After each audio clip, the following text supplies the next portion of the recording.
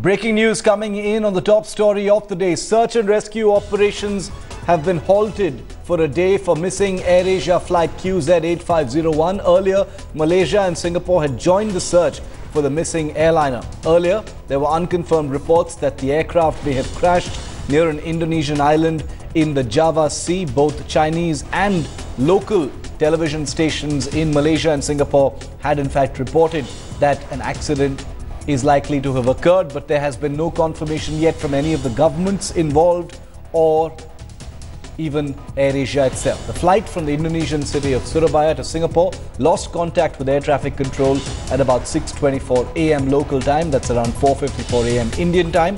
The flight took off at 5:35 a.m. and was to reach Singapore Changi Airport in less than 2 hours. According to the latest reports, the flight may have gone down in the Java Sea, a little east of the Indonesian islands of Belitung. There are 162 people on board the missing AirAsia flight, none of them of Indian origin.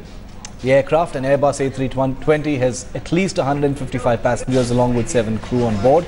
These include 16 children and 1 infant. No Indians are on board the aircraft. Most of the passengers are Indonesians. According to reports, 3 passengers are South Koreans and the manifest has 1 each from Singapore and Malaysia. If the worst is confirmed, flight QZ8501 will be the 3rd Malaysian carrier down this year after MH370 and MH17. According to initial reports, bad weather could be responsible for the missing aircraft, as we've been reporting. AirAsia has tweeted that the aircraft was on its submitted flight plan route but had requested a change due to weather conditions. The weather was said to be stormy in the area. The flight had fuel enough for 4.5 hours of flying, and there is a theory that it may have tried to climb up too fast to avoid clouds and may have entered an aerodynamic stall in the process. Latest media reports suggest that the Airbus circled over the sea near Belitung to avoid a storm before it experienced severe turbulence and disappeared from air traffic control communications and radar. Well, Australia will take on board any requests and respond how we can, but at this stage we've made an offer to assist the Indonesian government specifically, and we're waiting to hear from them should they need that. But I understand the search and rescue operation is underway. 네, 안타깝게도 저희가 인도네시아 측으로부터 통보받은 바에 따르면 그 탑승객 가운데 우리 국민이 3명 포함되어 있는 것으로 파악이 되고 있습니다. 그 과정을 면밀히 지켜보면서 우리 정부 차원에서도 신속 대응팀 파견 문제를 포함해서 우리가 할 수 있는 조치가 무엇이 있는지를 면밀히 점검을 해야 되겠고요.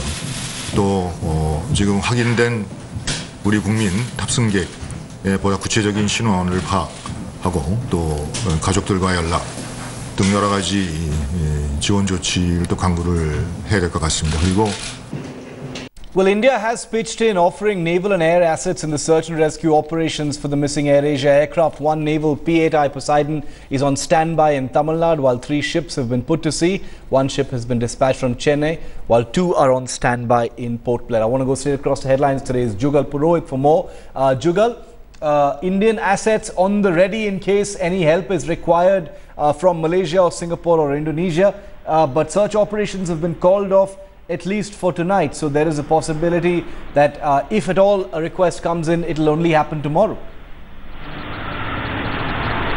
Well, sir, the request can of course come in at any time, and at least insofar as the ships are concerned, they have to traverse a distance of almost, you can say 1,500 odd nautical miles, which is easily more than a day or in fact 2 of sailing.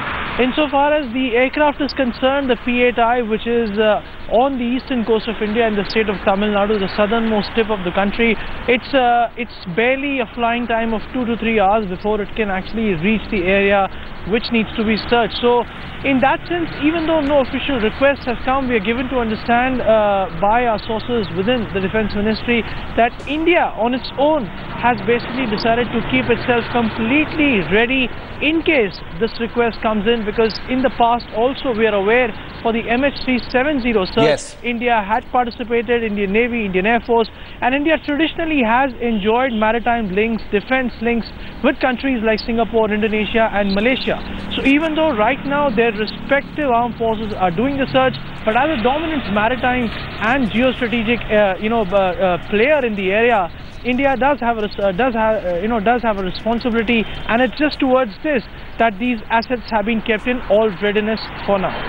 Jugal, stay with me for a moment. I also want to show our viewers what experts are saying at this time. Here's what civil aviation expert Harshvardhan has told us.